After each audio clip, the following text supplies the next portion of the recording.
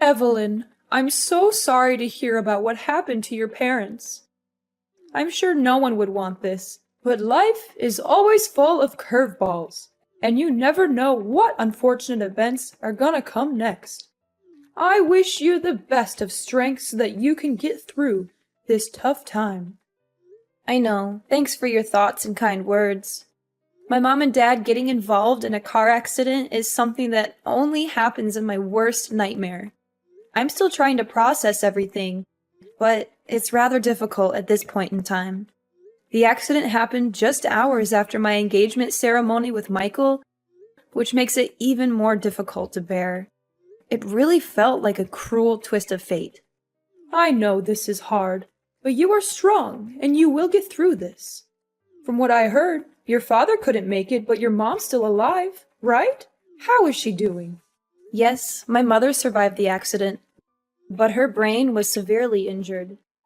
The doctors told me that she may never recover and will likely remain in a vegetative state. My mom's a strong and resilient woman. She hasn't given up her fight just yet, and I'm proud of her for that. Vegetative state? That's even worse than death. You do realize what it's like to live in a vegetative state, don't you? It means that she's practically motionless, and she will likely need 24/7 care for the rest of her life. And I'm sure you're aware of how enormous your mom's medical expenses will be. I know that there will be immense challenges ahead, but I am not afraid. I'm grateful to have my mother still here with me, and I will cherish every moment we have together. With Michael by my side, I know that we can overcome anything. Hold on a second. Oh, please. Don't even think about dragging my precious son into your mess. Do you really think he's going to want to weather the storm with you? That's the most ridiculous thing I've ever heard. What are you saying, Mother? I don't quite get you. What is wrong with Michael helping me out in this difficult time?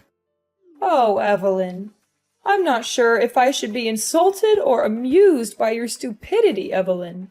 If you're actually that ignorant, then let me explain something to your pea-sized brain. My son and I are leaving. Michael is my precious boy, and he doesn't deserve to be dragged down by all the hardships that you and your reckless parents put on his shoulders. I know you're just trying to use him to pay for your mother's medical expenses, but he's not going to fall for your tricks, not in a million years. Mom, I don't understand. Why are you suddenly talking like this? Well, at first I thought your mom was a goner, and that would be great news for my son to finally be rid of your bossy parents. But I guess she's going to stick around for a while longer, much to my dismay. Your mom is just going to be a burden on everyone around her and drain on other people's finances. You actually think I'm going to let my son be a part of that? Mother, please stop. I just went through a traumatic experience, and I'm still in a state of shock. I'm not prepared to hear harsh words from you right now. Oh, don't you worry. You won't have to hear any more words from me or my son. After all, you and him are going to split up from now on. And it's not my fault. It's just the best way for us to deal with the current situation we're in. You get to take care of your bedridden mom, and my son gets to marry a prettier and better wife who's actually worthy of his time. See? Everyone's happy, so what do you say about that idea? Perfect, right? I can't believe you're doing this to me. I'm at the lowest point in my life, and you're just going to walk away? Like nothing even happened between me and Michael? Like we're just strangers? Oh, honey, you took the words right out of my mouth. That's what I was trying to tell you the whole time. It seems like you're starting to get the picture here. Well done. By the way, don't call me mom or mother or anything of that nature. It disgusts me to no end when I hear those words coming out of your mouth. Please, I'm begging you. Don't say these things to me. Your words cut through me like a sharp knife. I don't even know what I did wrong to make you hate me this much. You don't know what you did wrong? Please, spare me the theatrics. Honestly, when you and Michael first got together, I knew you were the kind of girl who would bring nothing but trouble and bad luck to everyone around her. And guess what? I was completely right all along. In other words, you're the one who's responsible for your father's death and your mother's miserable life. Your bad luck and malicious aura are the main reasons why they're in this situation. You know what they say, don't ever underestimate the instinct of a mother. What are you talking about? I don't understand why you're blaming me for what happened. I'm not God. I can't predict the future or control what other people do. I'm just a normal person, and I'm doing my best to deal with this situation. But please, hear me out. I have something to say. Do you know that I'm carrying... Ha! You're just as I thought you were. You're a heartless monster who's caused nothing but pain and suffering to your own parents. And now you're trying to play the role of the innocent daughter? I don't think so. It's a good thing that you and Michael aren't married yet. Or else you would have brought nothing but misfortune and disaster to my family. I can't even imagine what other terrible things would have happened to me, my husband, or my son if you had ever been allowed to live in my house. Alora, I know you're mad at me, but can you just please listen to me for once? I have something really important to tell you. Important thing? Oh, what could it be? Could it be that you're here to ask me to let you get back together with my precious son? Well, I've got news for you, sweetheart. It's already over between the two of you. So please, just leave my son and my family alone. We don't need you anymore. Do you know that I'm carrying Michael's child? You can't just dump me and my unborn child like this. It's not fair to us at all. You what? You're saying that you're pregnant with Michael's child? That's impossible. Do you have any sense of shame? How dare you seduce my son and use your child as an excuse to tie him down? Getting pregnant before marriage? You're insane. You're not even supposed to have intercourse before you get married, let alone having a child? Even if you were stupid enough to actually sleep with my son, then why didn't you use protection? Don't tell me that you don't even know what a condom is. Why are you blaming me? It was Michael's idea. He even told me that you always wanted grandchildren because they would make your life so much better. Not before marriage, you idiot! No, no, no! It's a strong no! You and your child must go away as far as possible from my family, leave us in peace, and disappear from our lives completely. You're not welcome to me and my family anymore. You're a disgrace to everyone that has any association with you. You're a plague that needs to be eradicated before it even spreads. Now you're finally showing your true colors, huh? You know what? Now I'm feeling disgusted when I think about all the times you were pretending to be nice with me, but in reality you were just hiding your evil true self. How am I supposed to be evil when the only thing I'm doing is just protecting my family? Tell me, is there anything wrong about that? If anyone here were to be called evil, it's you. You wanted to keep my son by your side so you can leech off his money as much as you want. But you're never going to achieve that ambition. You know what? I was trying to be nice with you the whole time, but I don't think that my kindness is free. And don't even think for a second that I'm just sitting here to hear you talk down to me whatever way you want. And what are you going to do about that, then, my foolish daughter-in-law? I'm gonna call Michael and clear things out with him. He's a kind and loving man. He'll understand what I'm going through. Ha ha ha! Suit yourself. I'm sure your disappointed face after you're done talking with my son will be a sight to behold. Michael, are you there? There's something we need to talk about. What is it, Evelyn? Is it about your parents? I'm sorry for what happened to them. That was unfortunate. But I'm busy with my work now, so I can't be there for them at the moment. I know you're busy, but just give me some time. This is very important. Well, make it quick then. I just talked with your mom and the conversation didn't really go well. In fact, it was kind of bad. What happened exactly? Mom called me all kinds of names and she said that we need to split up. She doesn't want me to get near you or your family, no matter how hard I try to explain myself. Please tell me, Michael, is it really over between us? I'm in great distress right now, and I don't know what to do. What your mom told me earlier was beyond anything I could think of. I can't believe she would say such hurtful things.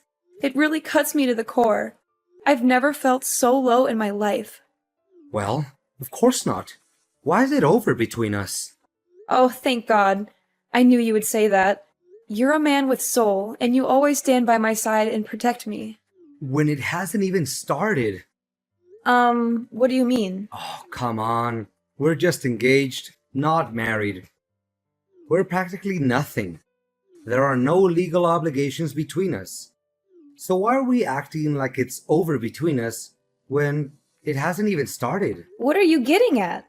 So are you just gonna dump me like your mom just told me? Exactly. I mean, are there any other possible ways to interpret what I just said? But why, honey? What happened? I don't understand. I didn't do anything wrong at all. My parents got in a car accident. My father passed away, and now my mom's hospitalized. I'm now at the lowest point of my life. But instead of being there for me and supporting me, now you just turn your back on me like your mom did to me? What do you expect? I wanted to marry you so that we can spend our time together and build our own little family. But now you're saying that you have a mom in vegetative state that you need to take care of. What is that supposed to mean? How will you find time to take care of me and my parents then if you're too busy with your sick mom? I know you're shocked, and so am I. This is a lot to take in, and I know you're worried about how it will affect our family, but I want to assure you that I'm committed to making this work. I've been thinking a lot about how I can balance my time between my mom and our family. I know it won't be easy, but I'm confident that I can do it. Why should I believe anything you have to say? Besides, suppose that you can assume both duties at the same time. Then, who's going to pay for your mom's medical costs?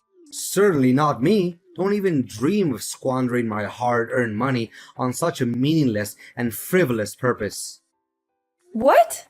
Not once did I mention anything about using your money to cover my mom's medical expenses. Furthermore, why do you even call spending money to take care of my mom's well-being a meaningless and frivolous purpose? Oh, I'm sorry. I didn't realize that your mom was still alive. I thought she was just a vegetable in a hospital bed, waiting to die. I mean, what's the point of keeping her alive? She's not even a person anymore. She's just a burden on you and your family. To be honest, even an immobile pile of meat is more useful than your half-dead mom. Now you're also taking your mom's side and talking down to my mom? What kind of people are you and your mom? Even though my mom is in a vegetative state, she's still living, and that's a miracle to me. I'm grateful that she's here to support me through these darkest days of my life. Unlike you and your mother, you two are monsters. You're willing to get rid of anything or anyone that you consider a burden to you or that is no longer of any real use to you. You're both so selfish and self-centered. You don't care about anyone but yourselves. What did you expect? I wanted to marry you so that you would be my wife and take care of me and my family. Not so that you could slave away for your useless mother. Michael, I'm so confused. You're not the man I fell in love with. You used to be so thoughtful, kind, and considerate. You always put my needs first, and you made me feel safe and secure. What happened to the man I know? Oh, please. I can't believe that you're still naive enough to say these things. I was just being nice to you because I saw you as a broodmare and a retirement plan. I never actually cared about you as a person, but now I see that you're no longer able to fulfill even the simplest duties. Then what's the point of having you around? Fine. If this is who you really are, then I have no reason to continue this relationship. We can't heal what's already broken, especially if you don't even want to put in any effort to save it. Oh, goody. I'm so glad you finally understand what me and my mom want from you. I thought it would take you a lot longer to catch on, but I guess I don't have to waste any more of my time on you. How convenient. Just so you know, me and my child will go as far away from you and your family as possible, and we won't even look back. Don't even bother to reach out to me. I've made up my mind, and I'm determined to escape this toxic relationship. You intended to take advantage of me from the very beginning. I literally mean nothing to you. There was no real love from the start, so why should I be grieving? In fact, I should be grateful now that I get to see through you and your mother's carefully crafted facade and know what you're really made of. Nothing but lies, hypocrisy, and deception. Wait, hold on. I have a child? Why didn't you say it sooner? What's the point of telling you? You wouldn't care anyway, right? Well, if it's a boy, then it's worth keeping around.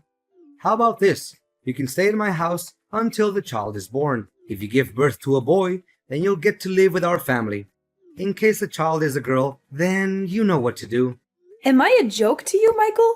Do you think I'm stupid enough to actually agree with that twisted idea? I'm not going to let you or your mother take advantage of me any longer. I'm taking control of my own life, and I'm the only one who can write my own story. From now on, we're officially strangers. That's what you and your mother always wanted, so I'm giving it to you. But know this, I'm not going to be a victim anymore. I'm fighting back, and I'm not going to stop until I get what's mine. Fine. You think your child is so precious? Well, think again. I can find myself way more beautiful girls than you who can give me as many children as I want. And they certainly don't have a sick parent to take care of for the rest of their lives. Yeah, continue talking to a brick wall. I'll just block your number, so I don't have to hear any nonsense from you ever again. Evelyn, did you get my wedding invitation? I can only imagine how green with envy you must be, knowing that I'm finally back in the game. After all, you've been trying to get your claws into me for years, but I've always been too smart for you. But now that I'm married, you'll never have a chance. So enjoy your sour grapes, Evelyn. I'm sure you'll be eating them for a long time to come. Excuse me? Who am I talking to exactly? It's me, Michael, your ex-fiancé. I know you blocked my other number, so I use a new number. Pretty smart, huh? Not so much. What do you want? I thought everything was over between us. Come on, don't be so rude. I thought you would be jumping with excitement when you finally get to talk to me again after all these years. But you didn't answer my last question. Did you get the wedding invitation I sent you the other day? Well, I did. So what? Why did you send me that thing? I don't even care about you, let alone your wedding. What a shame that you didn't attend my wedding. I was hoping you would come to witness my thriving and successful life. But I guess I'll just have to enjoy it without you. After all, you've always been such a downer, so you'd probably just find a way to ruin my moment. Of course I wouldn't come. And even if I wanted to, I couldn't because my mom's funeral was also held that day. Oh, really? What a nice coincidence. So that old woman is finally dead. Such a pity. If she had died sooner, we wouldn't have had to split up. Sorry, not sorry. Well, I also have very exciting news to tell you. I proudly announce that I am now happily married with the love of my life, Anna, who's also bearing my beautiful child. Isn't it amazing? I've already told you that I don't care. There's no need to keep going on about it. Nevertheless, I hope your marriage is based on love, not on any other factors. What? Are you freaking kidding me? Love is for kids, and I'm already past that age. Anna is the CEO's daughter, and if I marry her, I will be in line to inherit his enormous fortune and potentially take over his position when that old man retires. Congratulations on achieving your dream life, or so you think.